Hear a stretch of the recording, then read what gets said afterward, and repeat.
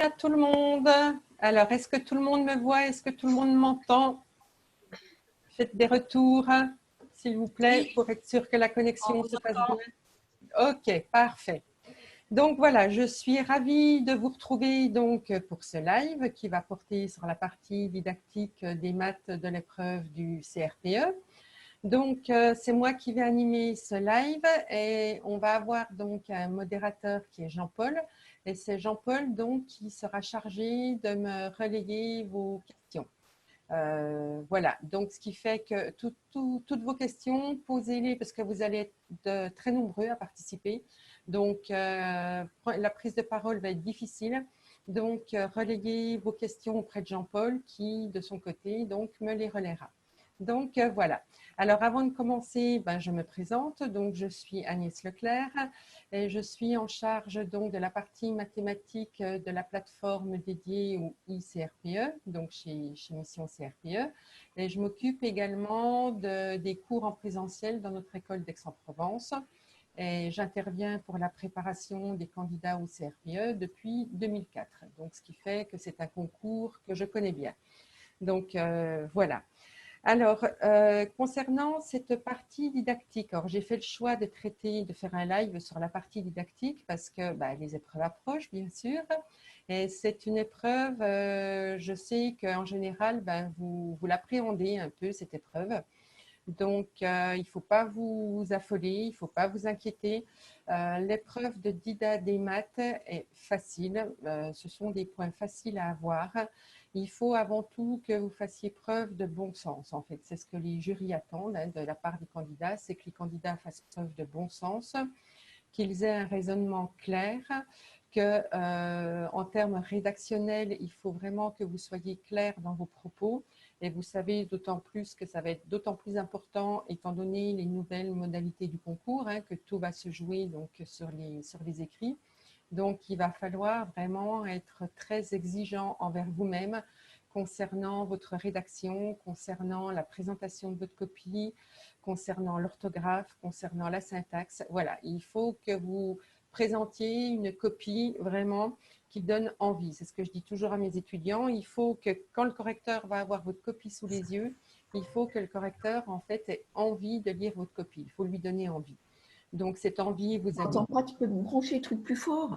Pardon? Donc, vous allez lui donner envie au correcteur en présentant une copie soignée, en présentant donc le moins de fautes d'orthographe possible, bien sûr. Donc, il va vraiment falloir que vous consacriez donc quelques minutes à la fin de votre épreuve pour relire votre copie, pour corriger vos fautes d'orthographe. Parce que là, donc, comme tout se joue sur les écrits, ça va être d'autant plus important. Donc, voilà, ces premiers conseils. Bon, je vais en reparler de toute façon tout au long du live.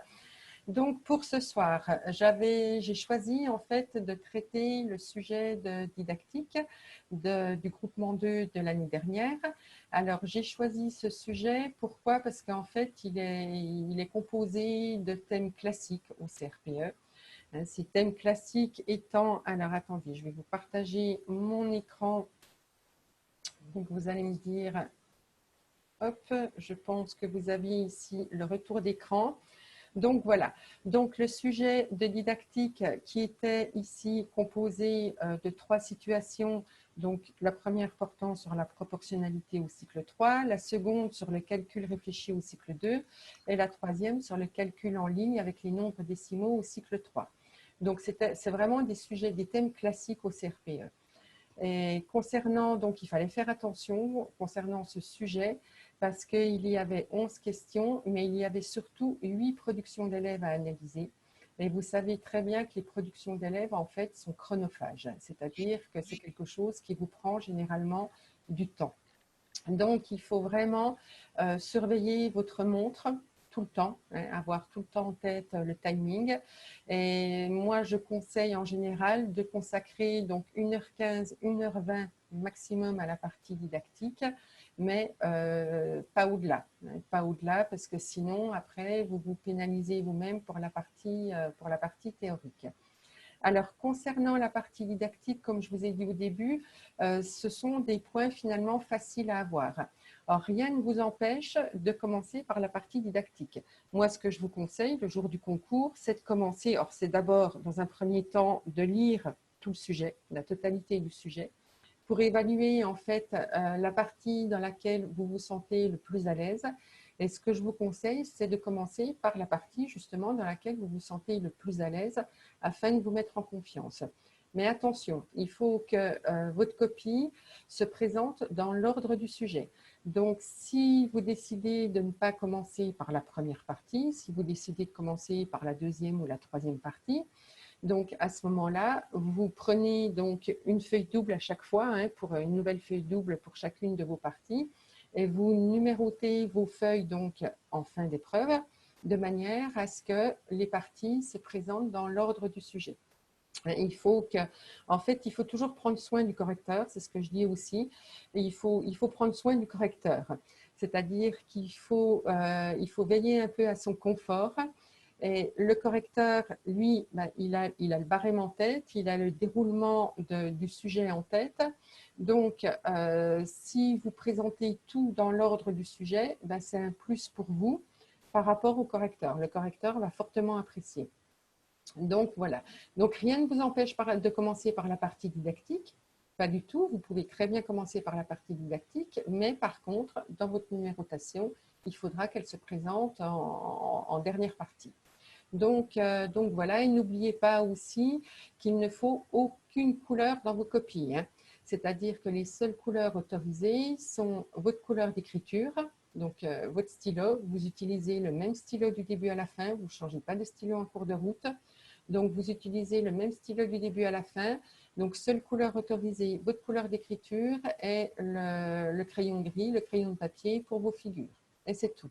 Si jamais vous mettez des couleurs sur votre copie pour souligner vos titres ou des choses comme ça peut être considéré comme un signe distinctif. Et votre copie peut être refusée à la correction de ce fait-là. Donc, surtout, ne prenez pas de risque. Donc, aucune couleur dans vos copies, aucun signe distinctif. Donc, voilà pour mes conseils pour l'épreuve en général. Donc, maintenant, on va passer aux différentes situations, hein, de ce sujet qui a été proposé l'année dernière dans le groupement 2. Donc, on a vu qu'il y avait une situation sur la proportionnalité, une sur le calcul réfléchi et une sur le calcul en ligne. Alors, concernant donc la première situation, concernant la proportionnalité, donc là, on proposait donc la situation suivante. Dans une classe de CM2, un enseignant commence une séquence d'apprentissage par le problème suivant. Donc l'énoncé était « Il faut 6 oranges pour obtenir 300 ml de jus d'orange. On admet que toutes les oranges fournissent la même quantité de jus. Quelle quantité de jus peut-on obtenir avec 9 oranges ?» Donc vraiment un problème classique. Donc là, les différentes questions qui vous étaient posées étaient les suivantes. Donc il y avait 3 questions. Il fallait donc donner la notion mathématique sous-jacente à ce problème, citer 3 procédures et modifier les données numériques de manière à amener les élèves à utiliser la procédure donc, de passage par l'unité, de retour par l'unité.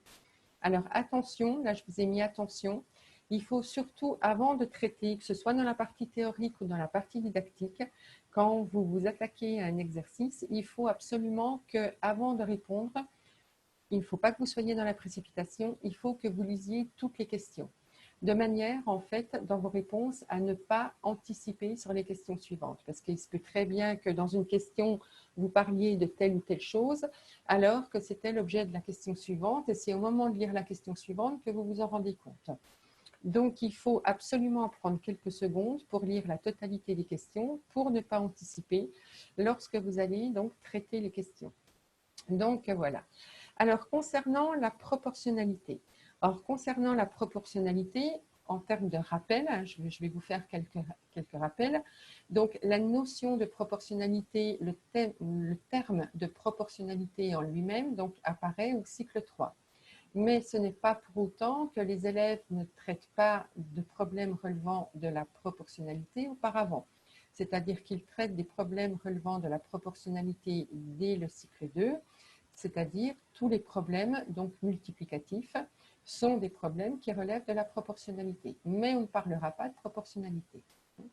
Donc, après, au cycle 3, on va aborder le thème et le terme de proportionnalité. Proportionnalité, donc, qui est un thème très important au cycle 3, parce que c'est un thème qu'on va rencontrer donc, au travers de nombres et calculs, au travers de grandeur et mesure et au travers de espace et géométrie. Et c'est quelque chose qu'on va travailler donc régulièrement. Alors, concernant les procédures de résolution aussi d'un problème de proportionnalité, donc au cycle 3, un élève a plusieurs procédures à sa disposition. Il a la procédure utilisant les propriétés de linéarité multiplicative et additive. Il a le retour à l'unité qui, lui, de manière sous-jacente, fait appel à la linéarité multiplicative. Et enfin, le coefficient de proportionnalité qui est une grandeur quotient.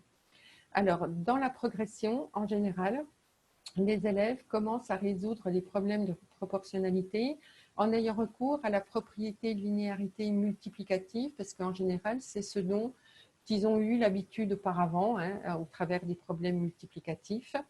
Et donc, au fur et à mesure, ils vont utiliser d'autres procédures, donc utilisant la linéarité additive ou les deux linéarités, ce qu'on appelle aussi la procédure mixte. Ensuite, on aura donc le retour à l'unité et le coefficient de proportionnalité. Alors, en termes de progression, le coefficient de proportionnalité est institutionnalisé. Je vais y arriver. Institutionnalisé, ce n'est pas un mot facile. Donc, en dernière année du cycle 3, c'est-à-dire en sixième. Mais ce n'est pas parce qu'il est institutionnalisé donc à ce niveau de classe qu'il n'est pas utilisé auparavant. C'est-à-dire que les élèves l'utilisent aussi dès le CM2, ils commencent à utiliser le coefficient de proportionnalité. Donc là, je vous ai mis attention, faites bien attention, parce que dans les programmes 2015, donc dans les procédures de résolution d'un problème de proportionnalité, apparaissait la règle de 3. Or, vous savez qu'en 2018, il y a eu des ajustements, donc des programmes qui ont été faits en 2018. Et dans ces ajustements, donc, la règle de 3 a disparu. Donc, quand on va vous demander des procédures, la règle de 3, vous n'allez plus en parler. Et attention aussi à ne pas parler de produit en croix. Surtout pas. Le produit en croix est une notion qui relève du cycle 4 et pas du cycle 3. Donc, voilà pour ces petits rappels donc, concernant la proportionnalité. Alors, pour la première question, donc la première question, on vous demandait de quelle notion mathématique donc, relève ce problème et on vous demandait de justifier la réponse.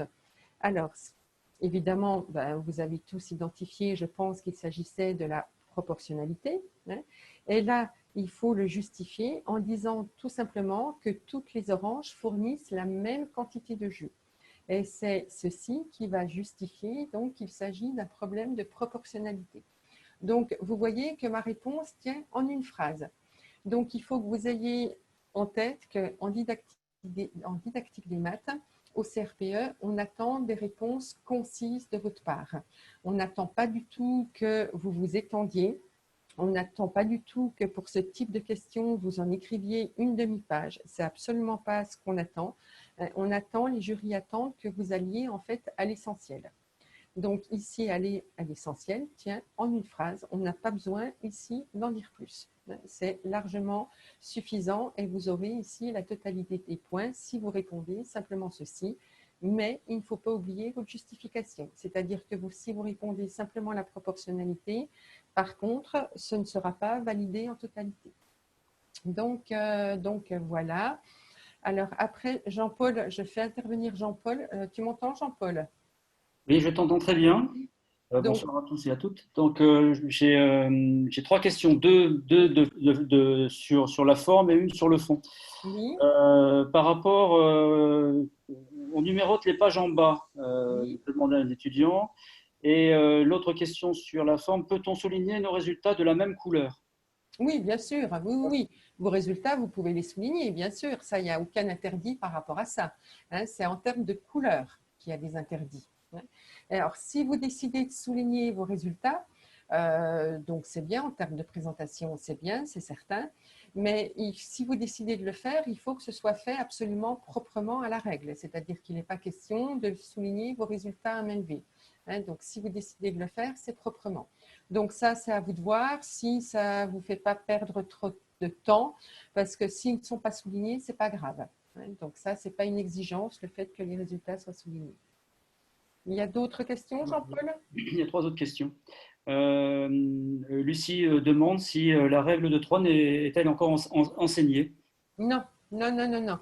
La règle de 3 a disparu des programmes des ajustements 2018. D'accord? Donc, elle n'est plus enseignée et normalement, elle ne doit plus apparaître dans les manuels scolaires non plus. Estelle demande, est-ce qu'on peut parler de 4e proportionnalité? Non, non plus. Pas au cycle 3. Ça, c'est cycle 4. 4e proportionnel, c'est cycle 4. D'accord? Cycle 3, vous pouvez parler uniquement de ce que je vous ai cité, c'est-à-dire linéarité multiplicative et additive, retour à l'unité, coefficient de proportionnalité. Voilà, et c'est tout. Ah, c'est parti, là. Tout le monde se lâche. Peut-on parler de propriété de linéarité de la multiplication? Oui, tout à Pouvez-vous fait. expliquer la différence entre la linéarité multiplicative et une procédure par coefficient de proportionnalité? Ah, on va y venir après. C'est différent. Et je sais que vous avez tendance à confondre les deux et à ne pas voir la différence entre les deux. C'est pour ça aussi que ce sujet est intéressant, parce que ça va permettre de soulever des points sur lesquels vous avez des difficultés en général. Et la dernière question, et je te laisse continuer. Avez-vous un barème de notation pour ce sujet? Non, non, non, j'ai pas eu le barème officiel pour ce sujet entre les mains. Non, ça, je n'ai pas cette information-là. Voilà. Et la dernière chose, c'est moi qui t'invite éventuellement à passer en diaporama, sauf si tu veux voir encore la liste de tes slides. Oui, j'aimerais bien les conserver. Ça gêne au niveau de l'écran. Ça fait plus petit, c'est tout. Mais c'est pas grave, mais c'est largement lisible, donc tout va bien. C'est largement lisible quand même. Oui, oui, Ouais. tout va bien. Tout va bien. Ok. Je Je préfère pose plus la continuer comme question. ça. C'est plus confortable pour moi. C'est l'essentiel, Agnès. Ok. Alors, donc ensuite, donc voilà pour cette première question. Donc, comme je vous ai disais, réponse concise. Ensuite, deuxième question. Donc, on vous demandait de citer 3 procédures que l'on peut attendre d'élèves de CM2 pour résoudre ce problème. Alors, attention, attention, attention. Quand vous avez ce type de questions concernant la proportionnalité, ce que les jurys attendent, alors là, je vous l'ai mis, attention, donc retenez bien ça. Il est attendu de votre part une verbalisation des procédures, c'est-à-dire qu'on n'attend pas que vous ayez recours au tableau de proportionnalité. Il ne faut pas présenter des procédures en didactique sous la forme d'un tableau de proportionnalité. Le tableau de proportionnalité, lui, n'est qu'un outil, en fait, pour résumer une situation. D'accord? Et ce n'est pas une procédure. Donc, vous ne devez pas y avoir recours dans la partie didactique. Par contre, dans la partie théorique, si vous avez un problème à traiter relevant de la proportionnalité, là, dans la partie théorique, il n'y a aucun souci. Dans la partie théorique, vous pouvez avoir recours à des tableaux de proportionnalité, mais pas dans la partie didactique. Il est attendu donc une verbalisation des procédures, donc c'est-à-dire que l'élève écrive vraiment avec des mots le raisonnement. Et là, donc, je vous recommande vivement, si vous ne l'avez encore pas fait, parce que vous avez encore le temps d'ici les épreuves, de lire les documents d'accompagnement. Donc, vous avez, donc, que vous trouvez sur le site d'Eduscol, et vous avez un document d'accompagnement concernant donc, la résolution des problèmes de proportionnalité. Dans ces documents, donc, vous avez également des annexes qu'il est important de lire. Donc, une annexe concernant une activité qui s'appelle la mousse au chocolat, une autre activité qui s'appelle le puzzle, je crois, donc qui relève d'espace et géométrie. Et vous avez un autre document d'accompagnement également qui concerne le coefficient de proportionnalité. Donc, si vous avez du mal avec tout ça, je vous invite vivement à aller lire ces documents d'accompagnement qui sont très riches en informations. D'ailleurs, les documents d'accompagnement sont à lire, pas seulement concernant la proportionnalité, mais vous en avez aussi concernant le calcul et notamment le calcul en ligne, et vous en avez aussi concernant les fractions et les nombres décimaux. Donc, il faut impérativement lire ces documents d'accompagnement. Et dans les documents d'accompagnement, donc c'est la troisième remarque que je vous ai mise ici, les documents d'accompagnement donc recommandent la présence des unités de mesure des grandeurs donc dans les opérations, afin de donner du sens à ces opérations. Donc, quand on vous pose à vous, candidats, ce type de questions, que vous allez présenter les procédures, on attend d'une part que vous verbalisiez les procédures et d'autre part que vous fassiez apparaître donc les unités de mesure dans les opérations. Et ça, ce sont deux points essentiels qu'il faut absolument respecter. Alors, concernant donc les procédures de résolution possibles, ici pour ce problème qui était proposé aux élèves. Donc, vous avez une première procédure qui est le recours à la propriété de linéarité multiplicative, c'est-à-dire que là, donc, je vous rappelle qu'on connaissait la quantité pour 6 oranges et qu'on recherchait la quantité pour 9 oranges. Donc là, on va verbaliser de cette manière-là. On va dire si 6 oranges donnent 300 ml de jus, alors 3 oranges en donnent 2 fois moins. Et dans la linéarité multiplicative, dans la verbalisation, ce 2 fois moins est très important. Donc, il faut qu'il apparaisse dans votre verbalisation. Et ce 2 fois moins donc, va se traduire par l'opération suivante, 300 ml divisé par 2, qui donne donc 150 ml. Donc, voilà l'opération qui va être ici mise en œuvre. Donc, vous voyez qu'ici, j'ai mis l'unité de mesure parce que c'est 300 ml qu'on va diviser par 2. Ensuite, donc là, on a la quantité pour 3 oranges. Et ensuite, on va dire si 3 oranges donnent 150 ml de jus, alors 9 oranges en donnent 3 fois plus. 3 fois 150 ml égale 450 ml. Et enfin, une phrase de conclusion, on peut obtenir 450 ml de jus avec 9 oranges. Donc, voilà ce qu'on attend de votre part, candidat, en termes de rédaction, donc en termes de verbalisation de la procédure. Et en tant qu'enseignant, en fait, quand vous serez enseignant, c'est ce que vous allez aussi attendre donc, de la part de vos élèves. Donc, voilà une procédure possible. Alors, je vous rappelle que, je ne l'ai pas mentionné là dans les rappels, ce que disent les programmes, c'est que pour résoudre un même problème relevant de la proportionnalité, en général, il y a plusieurs procédures différentes.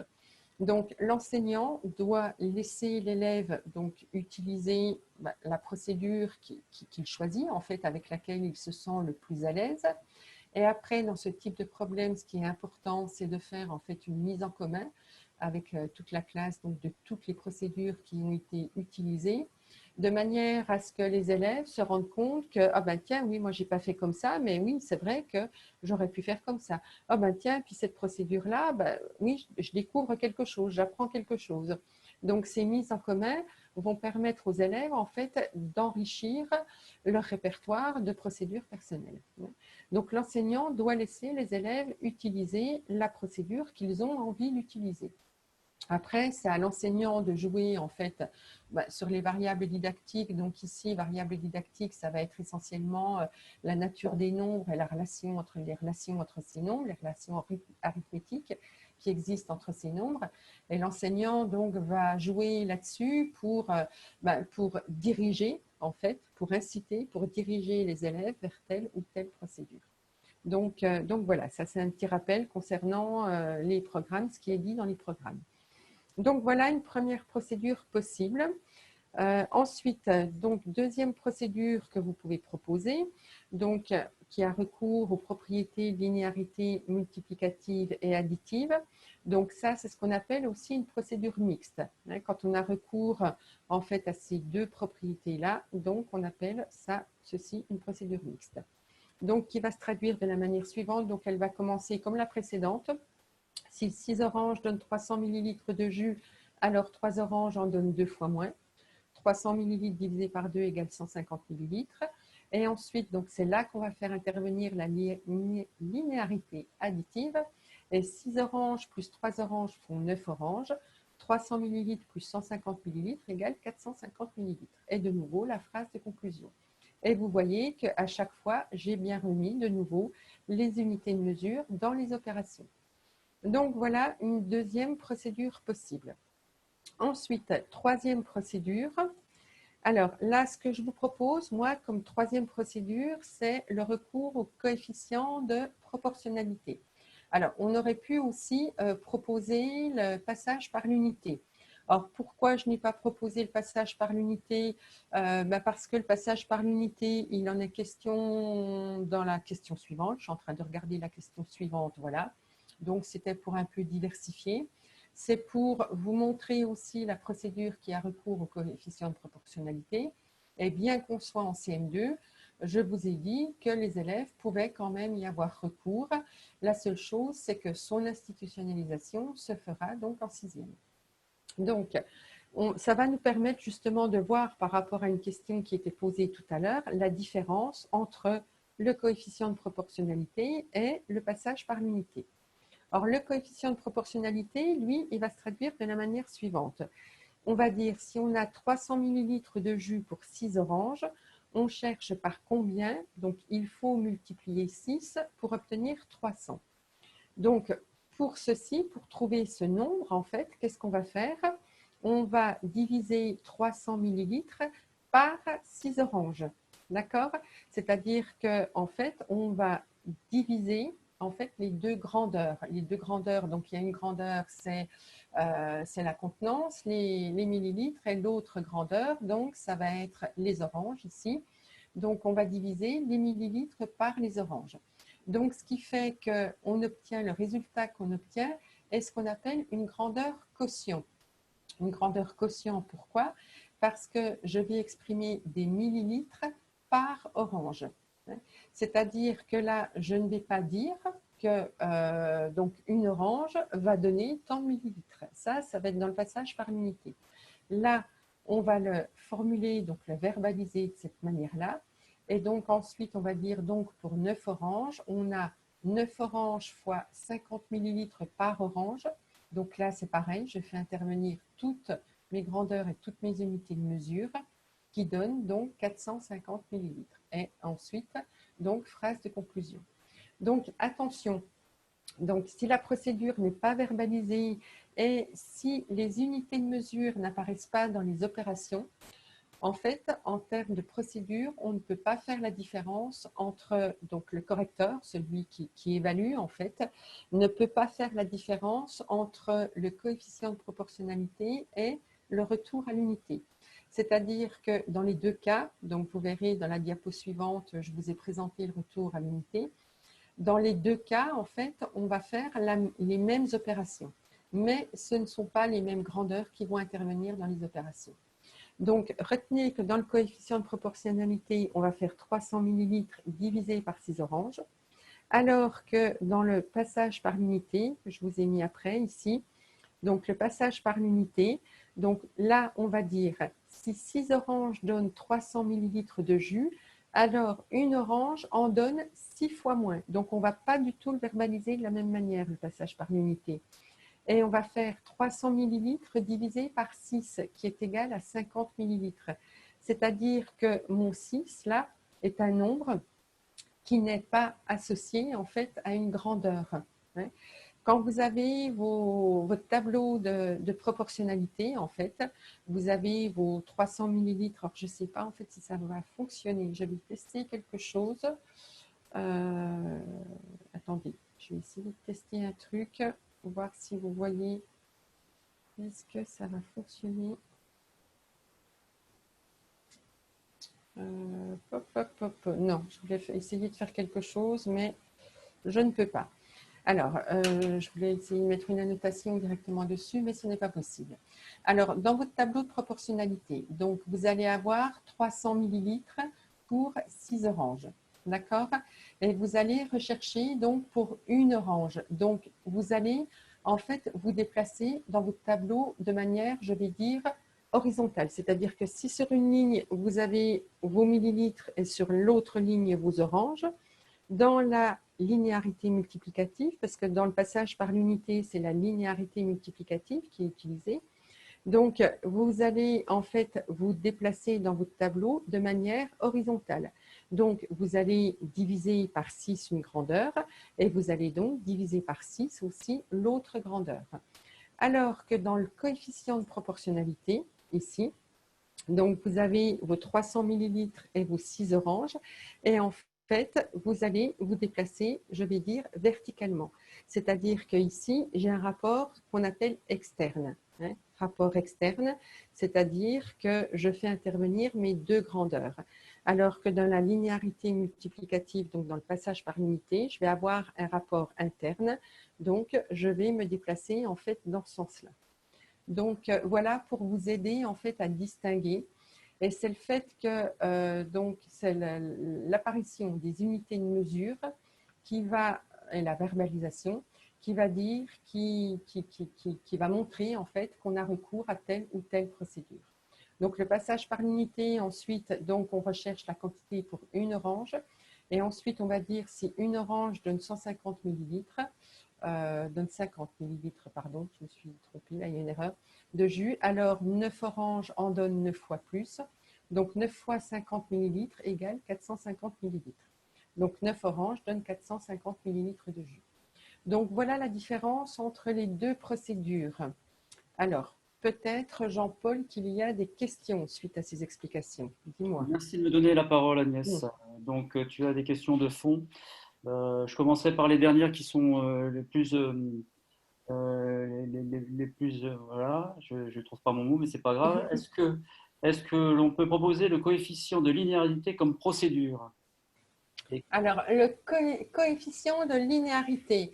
Alors, ce qu'on appelle coefficient de linéarité n'apparaît pas textuellement, en fait. On va parler, parce que je pense que ce que vous appelez coefficient de linéarité, c'est, vous l'associez à quoi? J'aimerais avoir la réponse de la personne qui a posé la question. À quoi est-ce que vous associez le coefficient de linéarité? Que je ne vous induise pas en erreur. Alors, Lucie nous dit, je ne connais pas de coefficient de linéarité, je connais que propriété de linéarité multiplicative ou additive.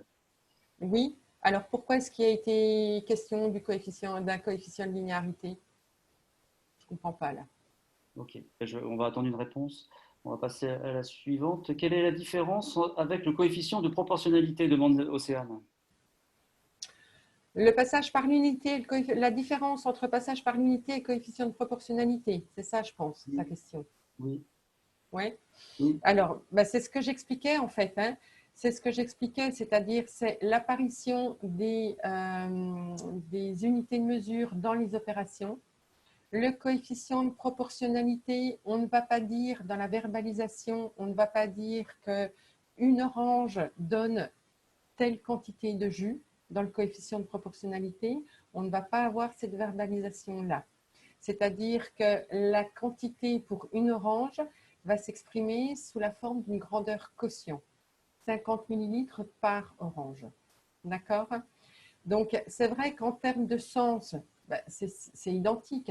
Étant donné que 50 millilitres par orange, qu'est-ce que ça représente? Ça représente 50 millilitres pour une orange, c'est-à-dire qu'une orange donne 50 millilitres.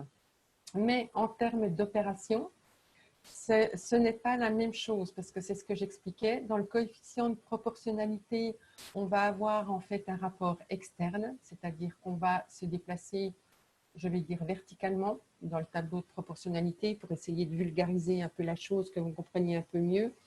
Alors que dans la linéarité multiplicative, c'est-à-dire dans le passage par l'unité, on va se déplacer en fait horizontalement. Et dans l'opération du passage par l'unité, le 6, là, quand je vais diviser par 6, je ne divise pas par 6 oranges, mais je divise par le nombre 6. D'accord? C'est-à-dire que je vais diviser par un nombre auquel n'est associée en fait aucune grandeur et aucune unité de mesure.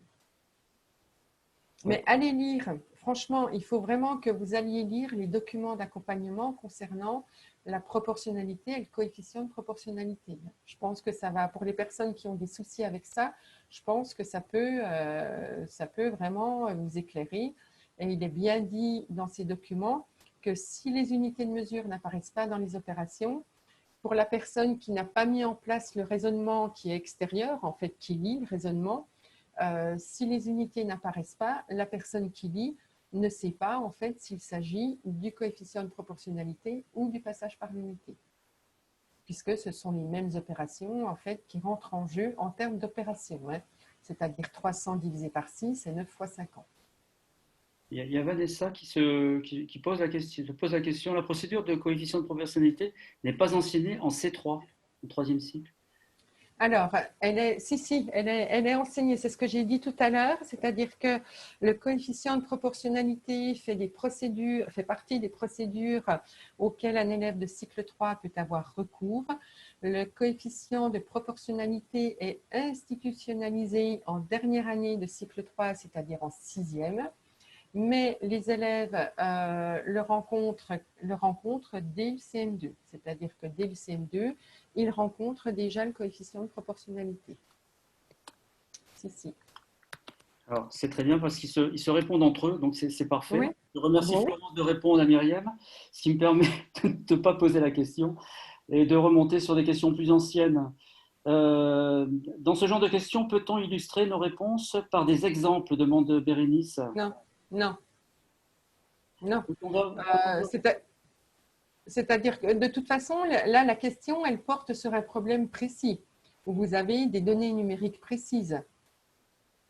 Donc, vous présentez les procédures relatives aux données numériques du problème. Donc, je ne vois pas en quoi vous pouvez mettre des exemples supplémentaires. Floriane, peut-on verbaliser et construire le tableau pour illustrer nos propos? Non, pas de tableau. Votre verbalisation doit être claire. C'est-à-dire que si vous avez besoin d'illustrer vos propos par un tableau de proportionnalité, ça veut dire que votre verbalisation n'est pas suffisamment claire. Et on attend quelque chose de clair, donc pas de tableau de proportionnalité. Et j'insiste là-dessus. D'accord. Donc, il faut réaliser chaque procédure que l'on propose. C'est une question assez ancienne aussi. Réaliser chaque procédure que Chaque l'on procédure que l'on propose. propose. Je pense que tu as répondu sans problème, hein, sur Oui. le. Et doit-on mettre les unités de mesure dans la partie théorique? Alors, dans la partie théorique, alors c'est vrai que moi, mes étudiants, je les fais de plus en plus mettre dans les opérations, les unités de mesure, effectivement, parce que c'est ce qui permet, de donner du sens aux opérations, même dans la partie théorique. Donc, alors c'est pas une exigence, hein. Après, c'est une recommandation. Voilà. Et moi, je sais que maintenant, j'insiste de plus en plus là-dessus pour que les unités de mesure apparaissent dans les opérations. Alors, il n'y a pas son prénom, je vais demander de changer, mais tant pis, donc je ne le citerai pas. Je pense qu'il a une coquille, une orange égale 50 millilitres et non 150 millilitres. Oui, je l'ai dit. En lisant, je m'en suis rendu compte quand j'ai lu. Je vous l'ai dit. Vous n'avez pas fait attention, j'ai dit oui, si une orange donne 150 millilitres, j'ai dit oh là, je me suis trompée. Oui, il y a une coquille, tout à fait. Voilà. Et peut-être quand même la question de Myriam à laquelle a répondu si l'élève raisonne ainsi, 2 points, 9 égale 6 fois 1,5, donc pour 9 oranges, on a 300 fois 1,5. Comment appelle-t-on cette procédure? C'est Et, de la linéarité multiplicative. je retrouve pas la réponse. Parce que pour trouver le 1,5, donc ça a été 9 divisé par 6, d'accord? 9 oranges, 9 oranges divisé par 6 oranges, c'est-à-dire que pour aller de 6 à 9, il faut multiplier par 1,5. Donc là, on est dans la linéarité multiplicative. D'accord. Parce que Florence, en fait, en répondant, c'est pour ça que je préfère te poser la question, parle de coefficient scalaire. Oui, alors ce qu'on appelle un coefficient scalaire, en fait, c'est un nombre auquel il n'y a aucune unité de mesure qui est associée. D'accord? Alors, coefficient scalaire, bon, ce n'est pas un terme qui est attendu dans les copies CRPE. Donc, si vous connaissez la notion, c'est bien. Si vous la connaissez pas, ce n'est pas grave. D'accord? Donc, dans la linéarité multiplicative, c'est un coefficient scalaire puisqu'il n'y a pas d'unité de mesure associée à ce coefficient. Et donc, si tu as le temps, Clara demande, pouvez-vous reparler de la linéarité additive et multiplicative, s'il vous plaît? Mm. Voilà. Mais bon, ça dépend un peu aussi de ton tempo à avancer Euh, dans le déroulé du corrigé. Alors, je peux revenir dessus quelques instants, parce que c'est vrai que là, attendez, c'était où? C'était la suivante. Voilà, c'était celle-ci. Donc là, linéarité multiplicative et additive.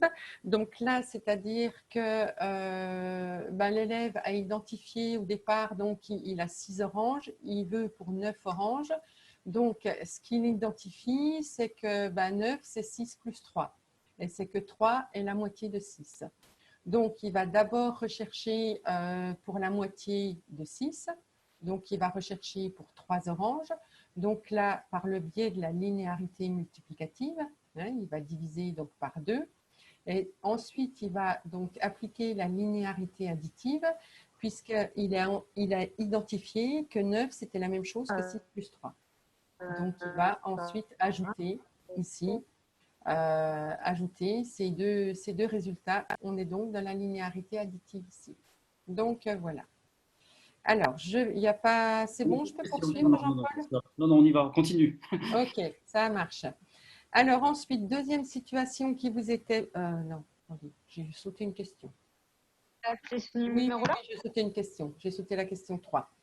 Donc, question 3, on demandait de modifier les données numériques de l'énoncé du problème afin d'amener les élèves à utiliser la procédure dite de passage par l'unité. Donc là, pour amener donc, les élèves à utiliser la procédure dite de passage par l'unité, donc il faut en fait qu'il n'y ait pas de relation, il ne faut pas que l'élève identifie de relation arithmétique en fait entre les nombres qui lui sont proposés.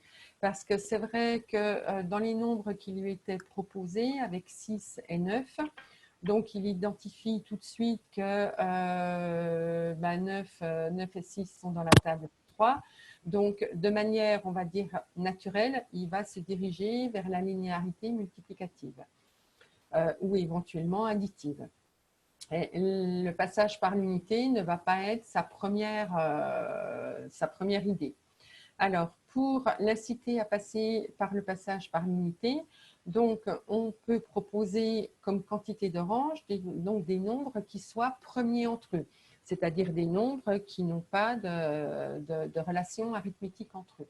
Donc là, je vous ai donné comme exemple donc 7 et 9 pour les oranges, c'est-à-dire qu'on peut connaître la quantité pour 7 oranges, donner la quantité pour 7 oranges et demander la quantité pour 9 oranges.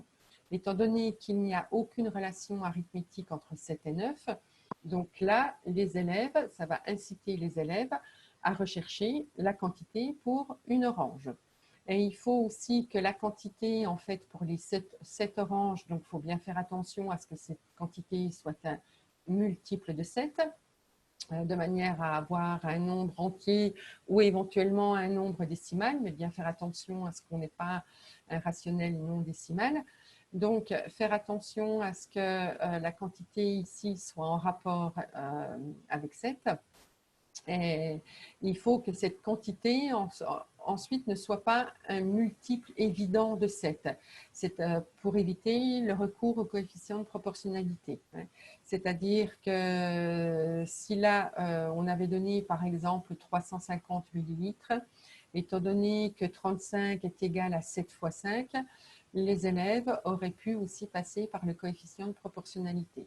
Donc, si on veut, entre guillemets, bloquer aussi cette procédure, donc on va prendre une quantité qui soit multiple de 7, mais qui ne soit pas quelque chose d'évident par rapport à la table des 7.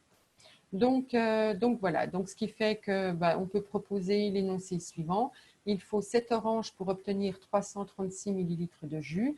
Quelle quantité de jus peut-on obtenir avec 9 oranges? Donc voilà. Donc voilà, et vous justifiez, donc vous proposez votre énoncé et vous justifiez aussi vos choix. Vous justifiez pourquoi vous avez choisi 7, 7 et 9 et pourquoi vous avez choisi 336. D'accord? Il faut justifier vos choix et non pas simplement donner votre énoncé. Donc voilà. Voilà pour cette situation.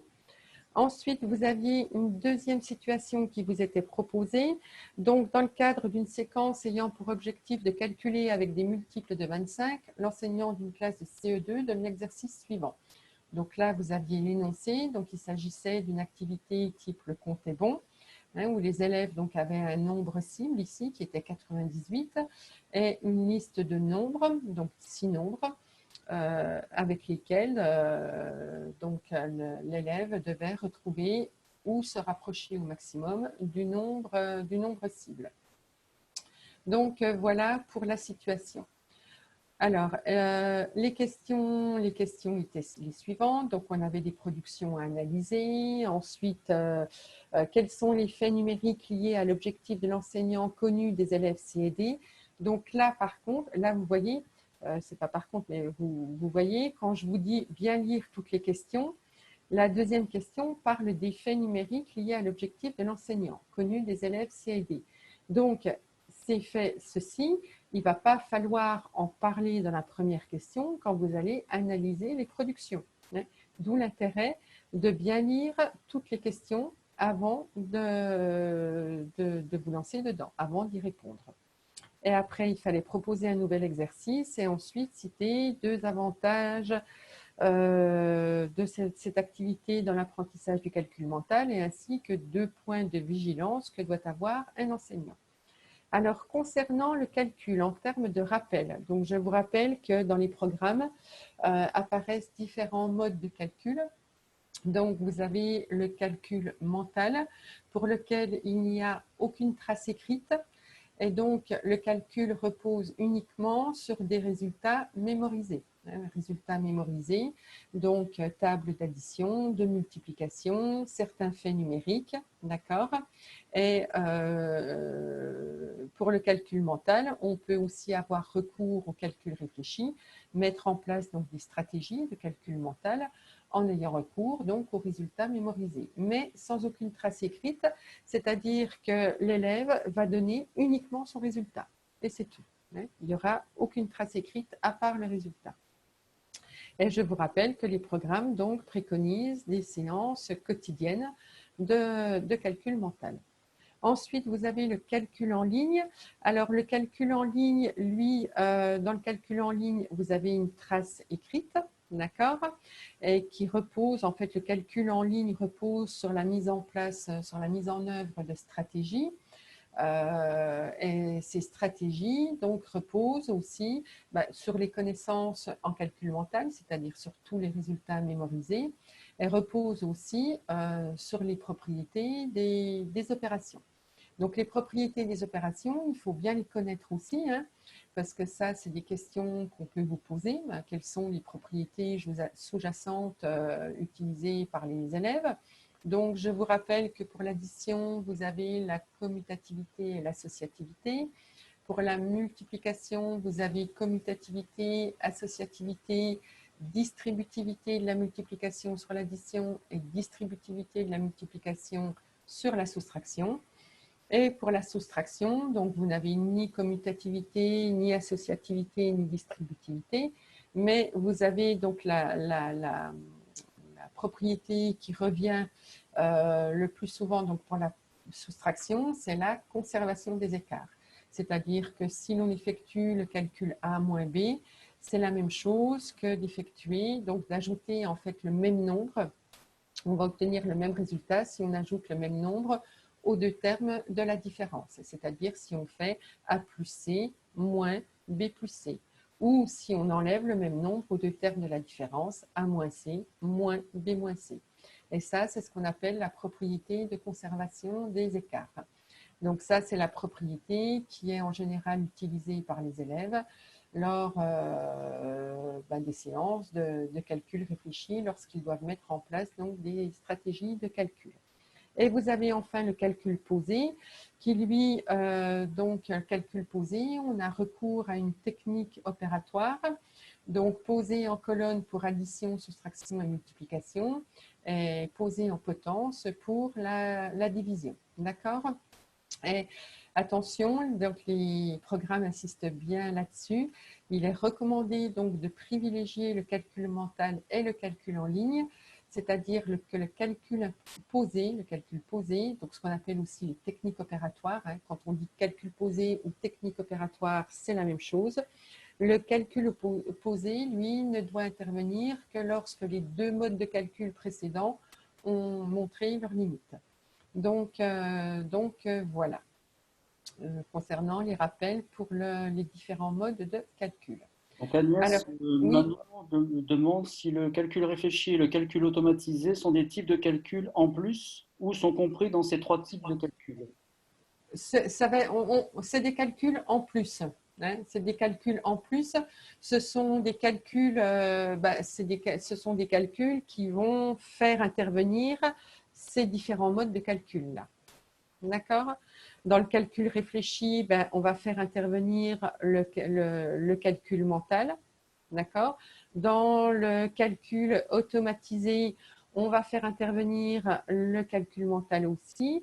On va faire intervenir les techniques opératoires, hein, parce que les techniques opératoires, je vous rappelle que ce sont des algorithmes en fait qu'on applique, d'accord? Donc des automatismes qu'on met en place.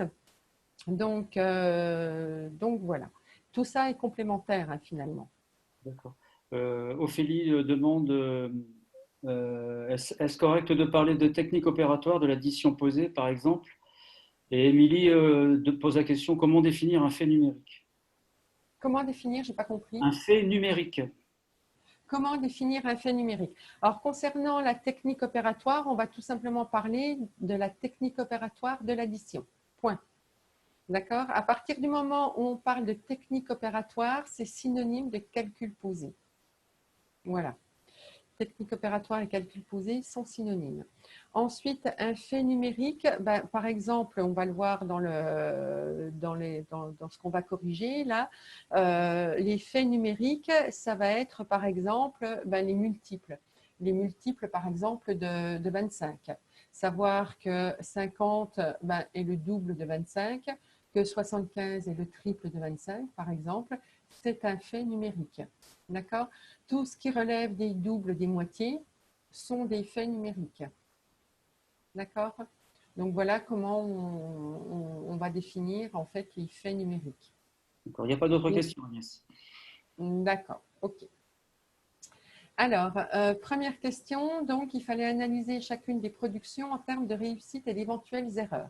Alors attention, là, en termes rédactionnels, il faut absolument que votre rédaction soit le plus, j'arrive pas à trouver le terme, la plus claire possible. J'arrive plus à retrouver le mot, soit la plus claire possible, c'est-à-dire que là, quand on lit la question, qu'est-ce que je vois dans la question? On me parle de réussite et on me parle d'erreur. Donc, je vais bien mettre en évidence mes réponses, c'est-à-dire que je vais mettre réussite 2 points, erreur 2 points, parce que c'est ce qu'on me demande de mettre en avant. C'est-à-dire qu'il ne faut pas, en termes rédactionnels, mélanger en fait, commencer par dire ben, l'élève a réussi telle chose mais il s'est trompé là, etc. Et il a réussi ça mais il s'est trompé, etc. Toujours dans l'optique du confort du correcteur. C'est-à-dire que donc le correcteur c'est que ben, dans votre rédaction, il doit retrouver telle chose, telle chose, telle chose. Mais si vous passez d'une réussite à une erreur et inversement, donc, le correcteur doit relire en fait ce que vous avez écrit pour aller à la pêche aux informations.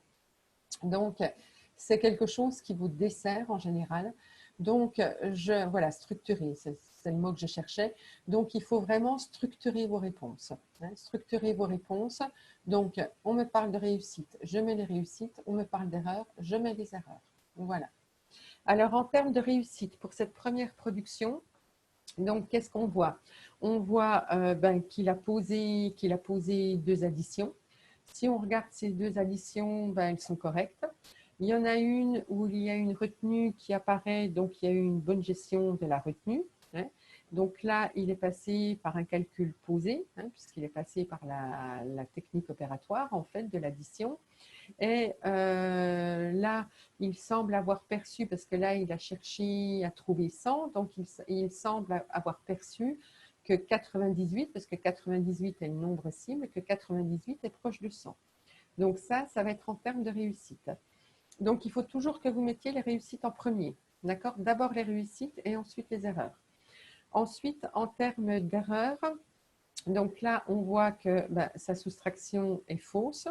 Et si on analyse en fait cette soustraction, donc là, c'est un peu une erreur classique au début des apprentissages concernant la soustraction.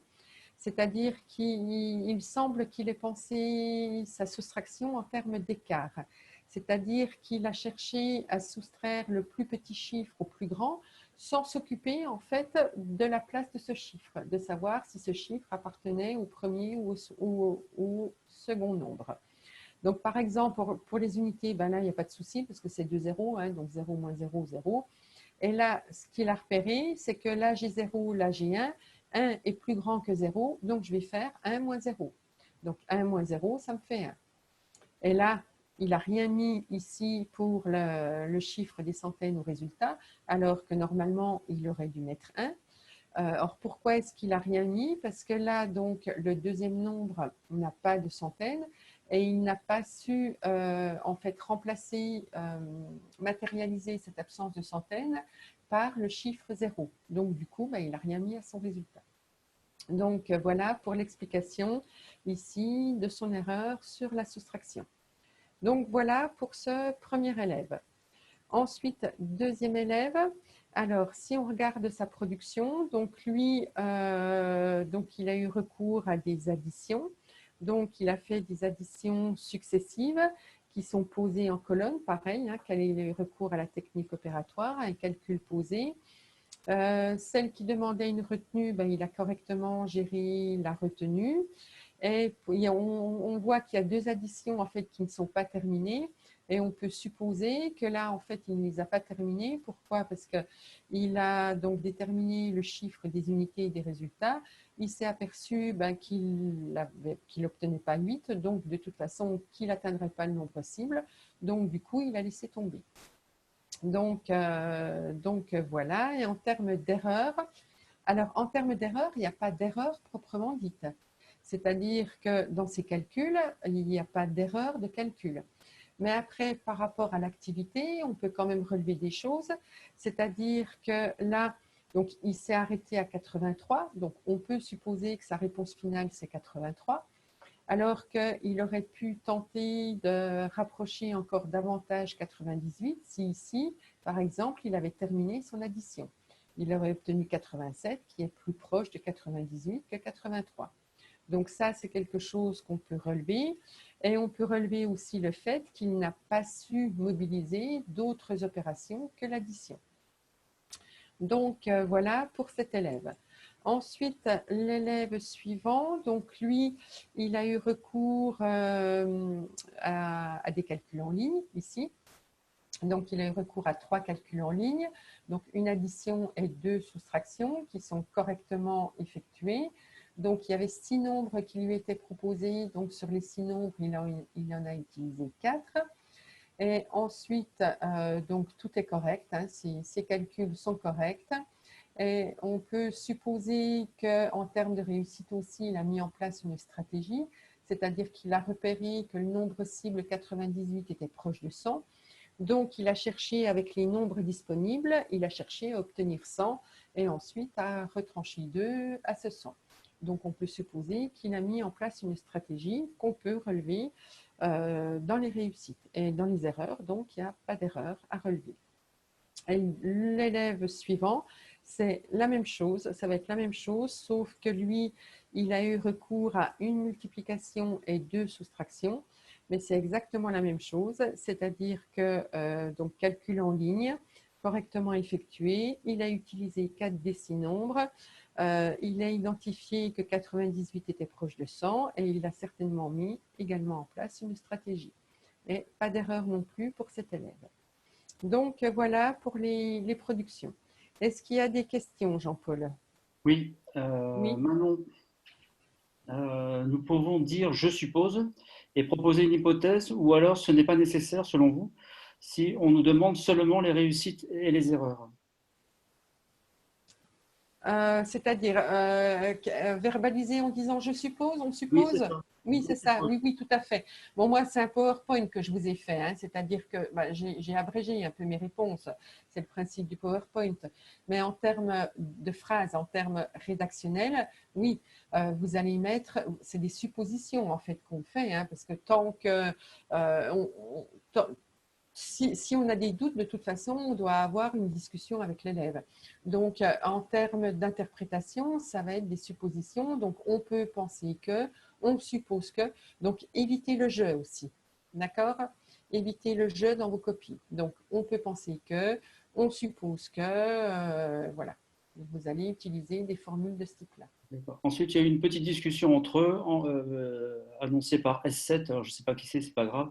En quoi voit-il que 98 est proche de 100? Laurine lui a répondu, il voit que 98 est proche de 100 car il fait une addition pour arriver à 100. Et Émilie complète en disant, il a cherché à faire 100 dans ses...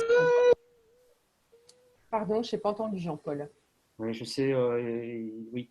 Alors, donc Laurine dit, il voit que 98 est proche de 100 car il Il y a un micro qui est ouvert là. Je voudrais que Dinan coupe son micro tout de suite, s'il vous plaît, parce qu'on ne peut pas y arriver.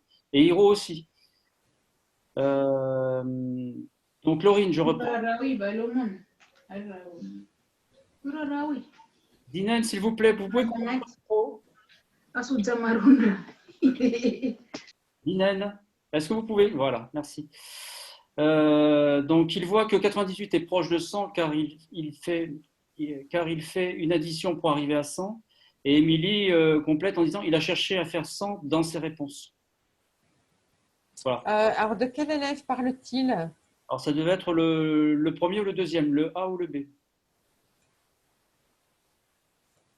Ah, pour le premier? Oui, il cherchait Oui, systématiquement à être à 100, en fait. Voilà. oui, oui, oui, c'est ça. Oui, oui, c'est effectivement là, on peut penser que effectivement, il a utilisé les nombres pour se rapprocher de 100 parce qu'il a identifié que 98 était proche de 100.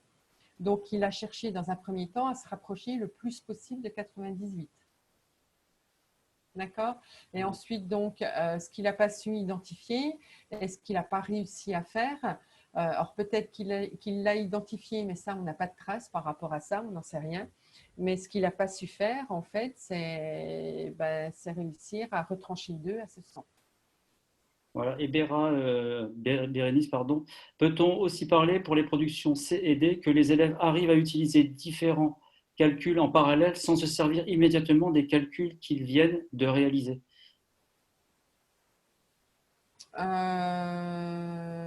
Oui, c'est-à-dire parce que 25 fois 4 égale 100, puis après, il passe à un autre calcul, 10 moins 8 égale 2. Et c'est ça, en fait, justement, c'est ces étapes-là qui font penser que ces élèves ont mis en place une stratégie. Parce que justement, là, ils obtiennent le 100, mais après, ils passent à autre chose. Voilà, c'est tout. Je n'ai pas d'autres questions. Ok, ça marche. Donc, voilà. Ensuite, donc, deuxième question. Donc là, la question était toute simple et il ne fallait pas y répondre, justement, c'est ce que je vous disais tout à l'heure, quand vous avez analysé les productions. C'est-à-dire, là, on vous demandait quels sont les faits numériques liés à l'objectif de l'enseignant connu des élèves C et D. Donc, l'objectif de l'enseignant, il vous était donné en toutes lettres, hein, dans l'énoncé au départ. C'est-à-dire que l'objectif de l'enseignant est de calculer avec des multiples de 25. Donc, connaissant cet objectif, donc il semble que les faits numériques connus soient pour l'élève C que 75 plus 25 égale 100 et que pour l'élève D, 25 fois 4 égale 100. Donc voilà les faits numériques concernant 25 connus des élèves C et D. Donc il ne fallait pas en parler dans la question précédente. Là, il y avait un petit piège. Ensuite, on vous demandait de proposer un nouvel exercice ayant pour objectif de réinvestir la connaissance des multiples de 9 et 2 solutions attendues des élèves. Donc là, moi, je vous propose quelque chose. Donc là, il faut que vous proposiez une liste de 6 nombres, hein, comme dans l'activité qui était proposée dans le sujet. Et parmi ces 6 nombres, il faut que vous fassiez figurer donc 3 multiples de 9. Donc, moi, ce que je vous conseille, parce que ça, c'est le type de question un petit peu piège, dans le sens où c'est le type de question qui peut être chronophage et vous prendre du temps parce que vous risquez de tourner un petit peu en rond. Donc, moi, ce que je vous conseille, c'est vous établissez d'abord votre liste de 6 nombres au hasard, peu importe. Donc, parmi ces 6 nombres, vous mettez 3 multiples de 9. Et donc, avec les nombres à votre disposition, vous faites des calculs de manière à obtenir un résultat. Donc, par exemple, 9 fois 5 égale 45. 45 plus 27 égale 72. 72 plus 8 égale 80. Donc, voilà un résultat que je peux obtenir avec mes 6 nombres. Donc là, j'ai obtenu mon nombre cible. C'est-à-dire que mon nombre cible, en fait, je l'ai déterminé après avoir fait une série de calculs avec mes 6 nombres. Et ensuite, par rapport à ce nombre cible que j'ai obtenu, donc je cherche à trouver donc d'une deuxième manière donc ce nombre cible, à atteindre ce nombre cible de 80. Donc voilà une proposition. Deuxième manière, 36 moins 27 égale 9, 9 fois 9 égale 81, 5 moins 4 égale 1, 81 moins 1 égale 80. Donc voilà. Alors, pas difficile, question pas difficile, mais qui peut, en plus, si jamais vous êtes un peu dans le stress ou dans la panique ou quoi que ce soit, c'est le type de question qui peut vous faire perdre du temps. Ensuite, question 4, on vous demandait de citer 2 avantages de cette activité dans l'apprentissage du calcul mental. Alors, 2 avantages, ça va être l'acquisition d'automatisme et la mémorisation de faits numériques. Et un autre avantage, ça va être l'enrichissement de son répertoire de procédures personnelles. De toute façon, j'ai tout perdu. Puis, à mon avis, vous pouvez couper votre micro, s'il vous plaît? Je ne sais pas qui est-ce qui parle. Ah, excusez-moi, je cherche comment on écrit en fait. Alors, vous allez dans le chat. Agnès, je te propose de me basculer comme animateur, comme ça je vais pouvoir couper et gérer les micros. Vas-y. Hein, vas-y. Effectivement, j'ai des enfants, mais je ne sais pas écrire. C'est pas grave. Je sais pas écrire, ça fait pas. C'est bon, Jean-Paul? Non, non. Non, c'est pas bon. C'est perdu parce que. En même temps. S'il vous plaît, Madame Hirose, il faut couper votre micro impérativement. Hein. Nous sommes 80. Je ne sais pas faire. En bas à gauche de votre écran.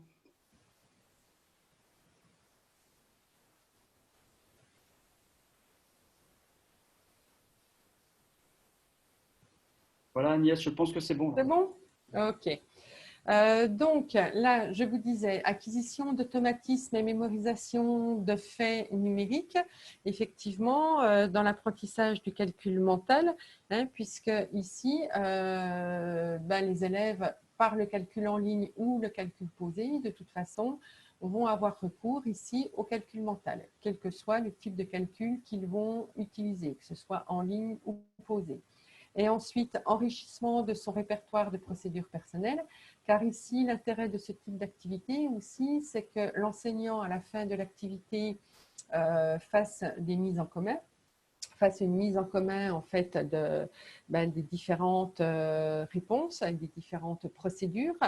Et donc, ça permet ainsi aux élèves d'enrichir leur répertoire de procédures en voyant que son camarade a procédé, lui, de telle ou telle manière. Donc, voilà donc des avantages dans l'apprentissage du calcul mental. Et on vous demandait également 2 points de vigilance que doit avoir un enseignant qui propose donc cette activité. Donc, 2 points de vigilance, il faut que l'enseignant fasse attention de bien rester dans le champ numérique et les opérations maîtrisées par les élèves pour que en fait, les élèves ne se retrouvent pas en difficulté. L'intérêt, c'est que les élèves donc, produisent quelque chose et qu'ils ne soient pas bloqués. Donc, il ne faut pas leur proposer quelque chose qui soit hors de leur champ de connaissances. Et ensuite, autre point de vigilance, c'est que le résultat, le nombre cible en fait qui est proposé doit être obtenu en fait avec plusieurs procédures différentes, de manière justement à pouvoir faire ensuite une mise en commun et à pouvoir confronter les différentes procédures et ainsi enrichir le répertoire de chacun. Donc voilà des points de vigilance que l'enseignant ici doit mettre en œuvre. Donc voilà pour cette deuxième situation où il n'y avait pas d'autres questions Alors, dans cette Agnès, deuxième situation. Oui, Agnès, est-ce que dans les avantages, il y a lieu d'estimer les grandeurs, demande Bérénice. Et Marie demande, est-ce que ludique est un avantage? oui, tout à fait. Moi, c'est des exemples que je vous donne. Mais il y a d'autres réponses recevables, tout à fait. Ça, c'est deux réponses qui seraient tout à fait recevables. Oui, oui. Et j'ai oublié de te poser une question sur Oui. la situation précédente. Peut-on faire des tableaux en 2 colonnes pour répondre sur la copie CRPE? Oui, tout à fait aussi. Oui, oui, bien sûr. Hein. Pareil pour les productions, l'analyse des productions d'élèves, là, qu'on a vu un peu plus haut, où il fallait parler des réussites et des erreurs.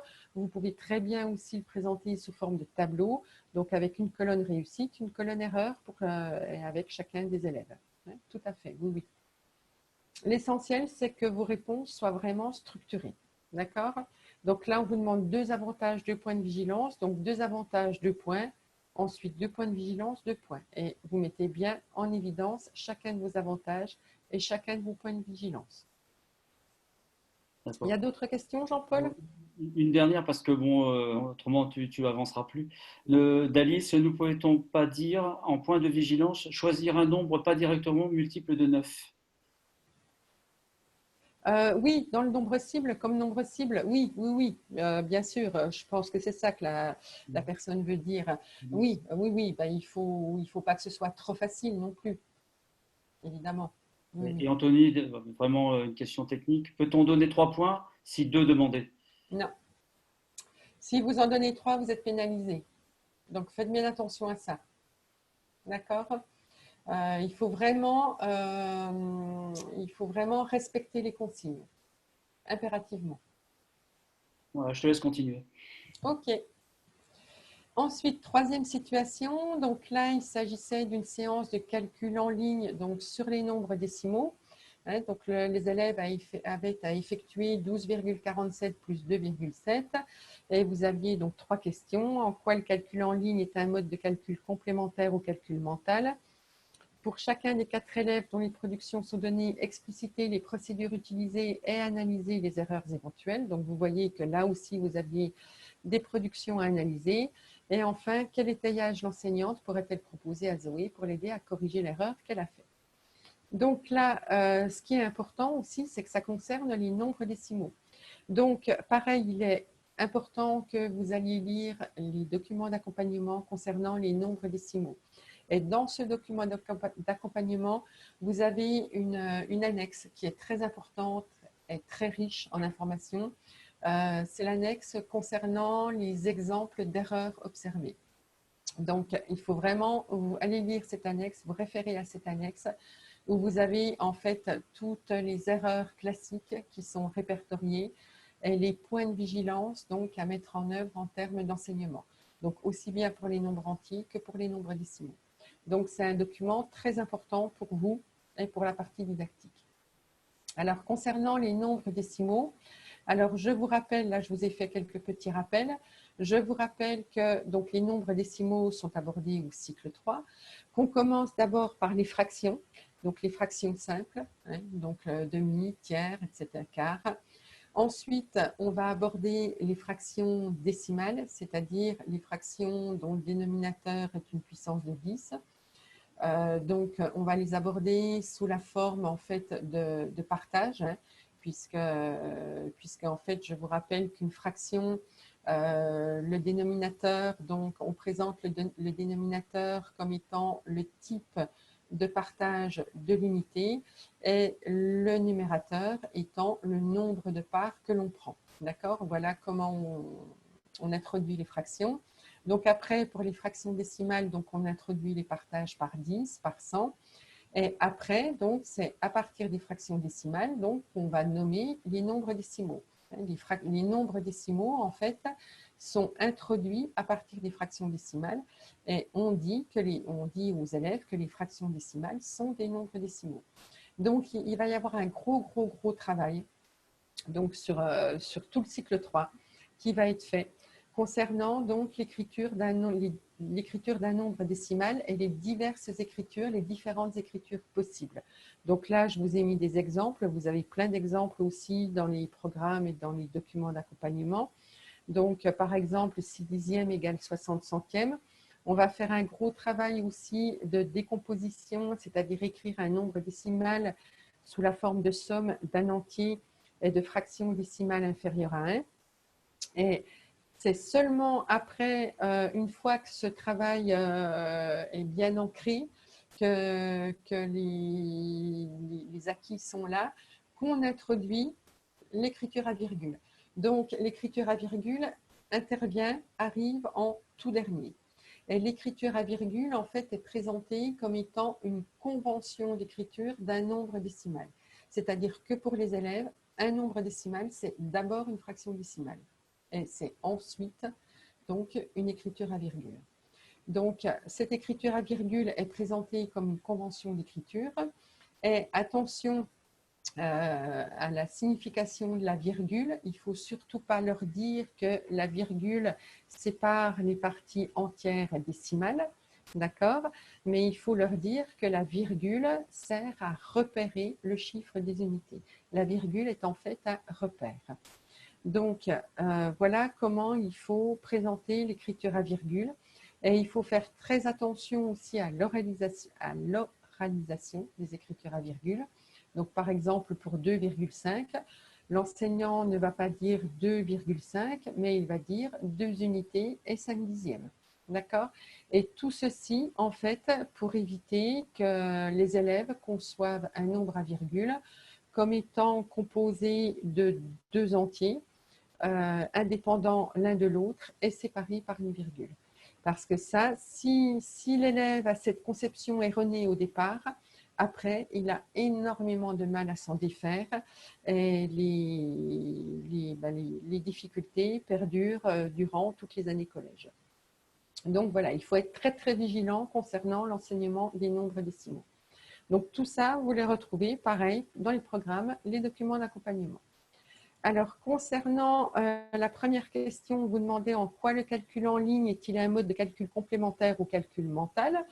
Donc là, c'est tout simple, hein, c'est-à-dire qu'il est complémentaire au calcul mental. Pourquoi? Parce que il permet de soulager en fait la mémoire de travail.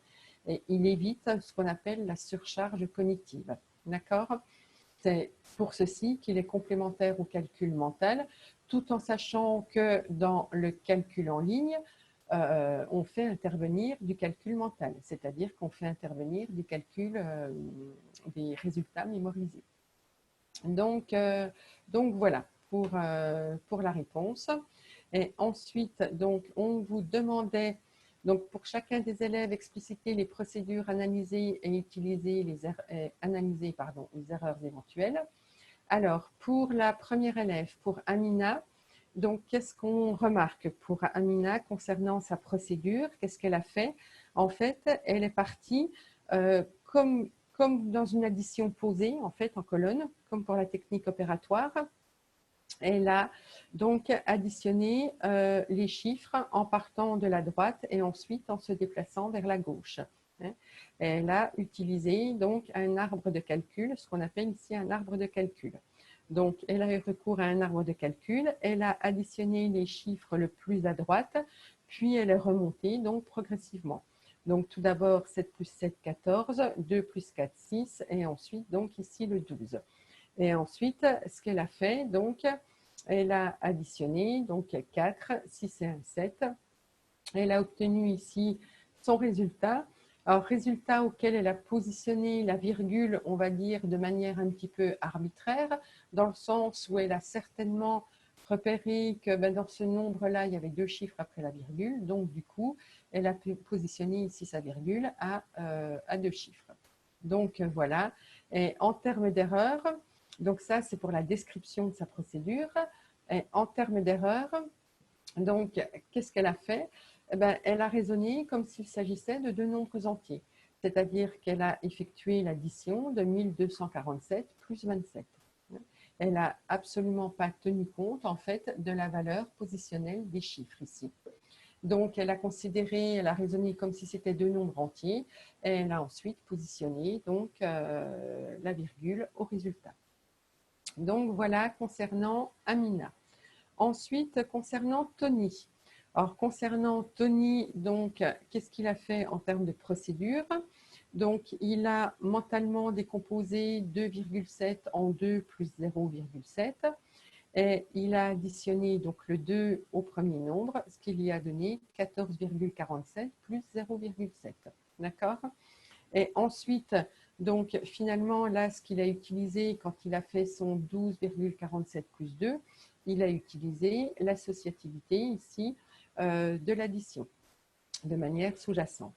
Et ensuite, il a ajouté donc le 0,7 à son résultat. Et donc, calcul pareil qu'il a fait mentalement. Et il a donc correctement géré donc, la retenue, hein, puisqu'ici, on avait une retenue donc, au rang des dixièmes. Il fallait transformer 10 dixièmes en une unité. Donc, retenue qu'il a correctement gérée et il n'a fait donc aucune erreur. Ensuite, concernant Zoé. Alors, concernant Zoé, elle, en termes de procédure, donc, elle a additionné ces deux parties entières, donc 12 plus 2. Puis, elle a additionné ces deux parties décimales en considérant que cette dixième, donc elle a bien identifié que cette dixième, en fait, c'était la même chose que 70 centièmes. Donc, ce qu'elle a fait, en fait, elle a ajouté 47 plus 70. 47 plus 70 qui lui ont donné donc 117 pour sa partie décimale. Et elle a donc juxtaposé ces deux résultats en les séparant par une virgule.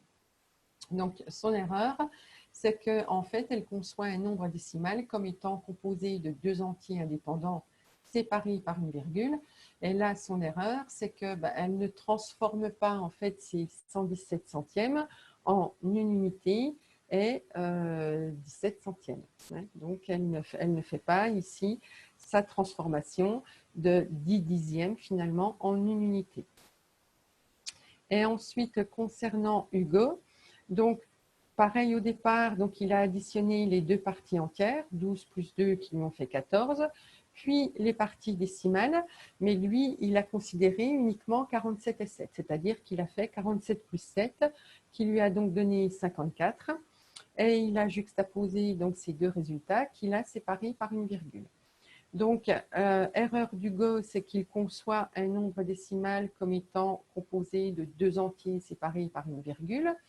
Et autre erreur supplémentaire, donc, à la différence de l'élève précédente, c'est qu'il ne tient pas compte, en fait, de la valeur positionnelle des chiffres, puisqu'il n'identifie pas 7 comme étant 7 dixièmes ou encore 70 centièmes. Donc, voilà concernant les erreurs d'Hugo. Donc, voilà pour les procédures d'élèves. Est-ce qu'il y a des questions, Jean-Paul?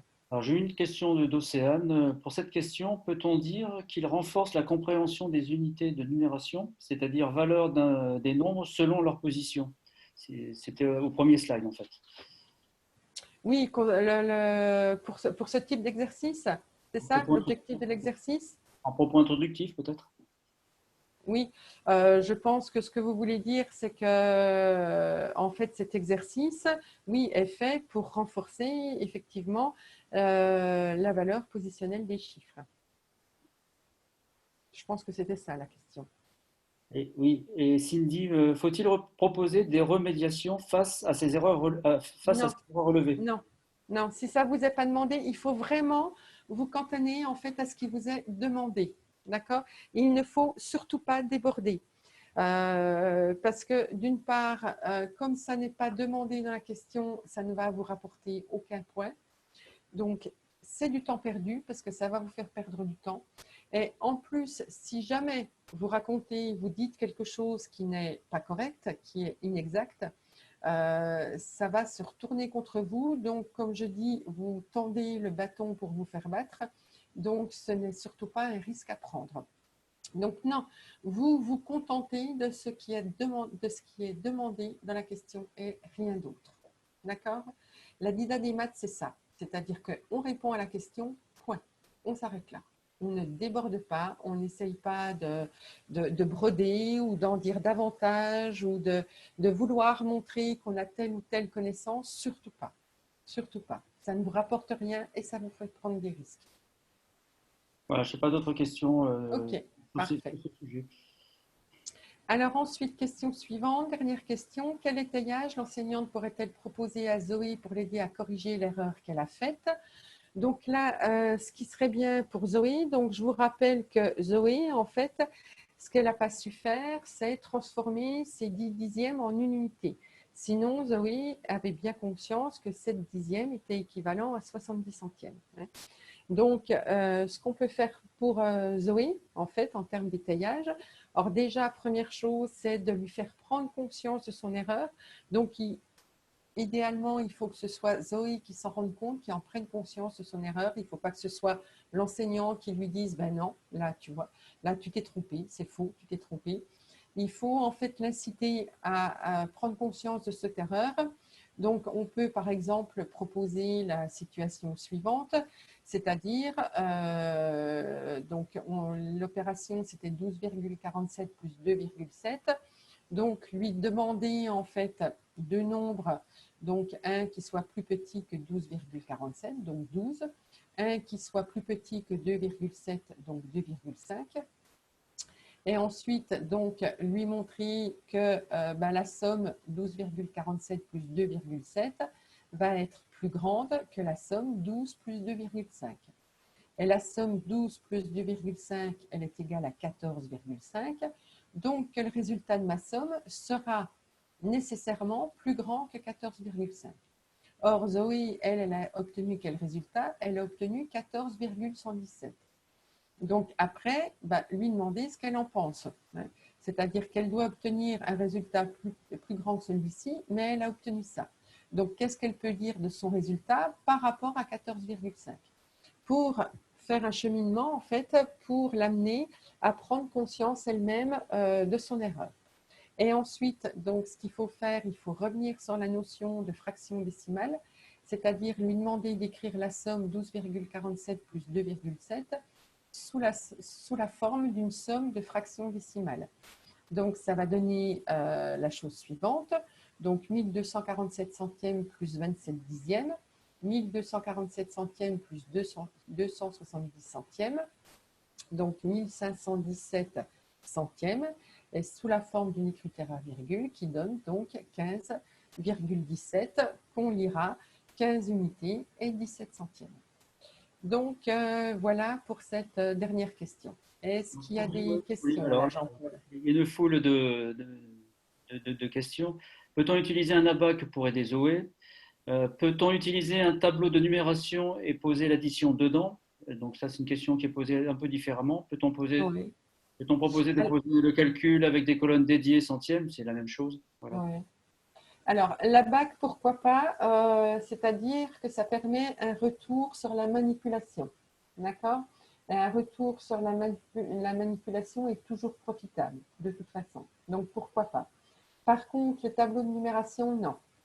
Le tableau de numération est déconseillé. Pourquoi? Parce que le tableau de numération, en fait, on remplit des colonnes par automatisme sans donner de sens, en fait, par derrière. Donc, concernant les programmes et les documents d'accompagnement, il est dit que le recours au tableau de numération doit avoir lieu uniquement lorsque les notions sont acquises. C'est-à-dire qu'un élève pourra avoir recours au tableau de numération si l'enseignant donc, est sûr que l'élève a bien compris ce qu'était un nombre décimal, a bien compris la valeur positionnelle des chiffres, parce que sinon, il va le remplir par automatisme sans donner de sens à ce qu'il fait. Et ça, c'est de l'enjeu. Donc Et voilà, une il y a question d'autres de questions? Manon qui est plus générique. En ce qui concerne les références, ce n'est pas le cas ici, dit-elle, mais si par exemple, Vergniaud, s'il y avait des gens qui ont écrit sur ces sujets-là, est-ce que les références sont à donner? Alors, les références, vous les donnez si vous êtes sûr à 100% de vous. Si vous êtes sûr et certaine de vous, vous pouvez en citer. Mais ça ne va pas vous rapporter forcément quelque chose. Donc moi, je vous le déconseille. Je vous le déconseille.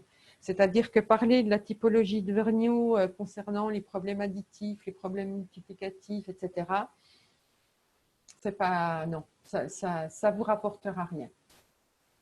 Manon te remercie. Très bien. Il n'y a plus de questions là? Non. Non. C'est bon. Alors, ben, on en a terminé. Alors là, je vous ai mis encore mes derniers conseils. Donc, le jour J, ne négligez surtout pas donc, la partie didactique, car ce sont très souvent des points faciles à avoir. C'est ce que je vous disais tout à l'heure. Et le secret de la DIDA, en fait, c'est qu'il faut vous mettre vraiment dans la peau de l'élève. C'est-à-dire que quand donc, il y a une activité qui vous est proposée, il est impératif que vous preniez quelques minutes pour réaliser vous-même l'activité ou brouillon en vous mettant en fait à la place de l'élève. C'est-à-dire, donc là, je fais cette activité, donc je dois être capable de, je suis capable de, je dois connaître ci, je dois être capable de faire ci. D'accord? En vous mettant vraiment dans la peau de l'élève, c'est ce qui va vous permettre en fait d'identifier les compétences travaillées, si jamais celles-ci vous sont demandées, d'identifier les difficultés auxquelles l'élève va être confronté, si la question vous est posée. Donc voilà, c'est uniquement ce travail-là qui va vous permettre en fait de vraiment comprendre les connaissances nécessaires à l'élève et les difficultés auxquelles il va être confronté. Et ensuite, autre conseil, donc les jurys, attention, n'attendent pas que vous connaissiez les programmes par cœur, mais seulement les grandes lignes. Donc, si on vous demande, par exemple, quelles sont les compétences mobilisées, on n'attend absolument pas, mais pas du tout, que vous ressortiez les compétences par cœur des programmes. Ce que les jurys attendent, c'est que vous fassiez preuve de bon sens. Donc, il faut que vous connaissiez les grandes lignes des programmes, ça c'est certain. Donc, par exemple, comme je vous disais tout à l'heure, savoir que les nombres décimaux sont abordés au cycle 3, qu'ils sont abordés à partir des fractions décimales, que l'écriture à virgule vient en dernier lieu. Donc voilà, ces grandes lignes-là, c'est évident qu'il faut les connaître, d'accord? Mais connaître par cœur toutes les compétences, c'est absolument pas ce qui est attendu. Et en plus, moi, je vous le déconseille.